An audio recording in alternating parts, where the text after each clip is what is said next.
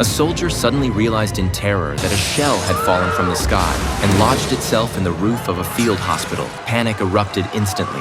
In the chaos, a doctor slipped and accidentally hit the hover switch of an airship parked nearby. The shell was directly above the airship, and if the two collided, everyone would be blown to pieces. The soldier immediately rushed forward to shut off the winch switch, but in the next second, the hemp rope snapped under the lifting force of the airship. The airship began to rise toward the shell, ready to set off a catastrophic explosion. Everyone bolted toward the main doors in a desperate attempt to escape, but the doors opened inward, and with a crush of bodies piling up against them, there was no way to get out. The soldier was the only one who ran toward the warehouse, hiding in a pile of rubber. At the same time, the airship kept rising until it hit the shell, triggering the detonation mechanism.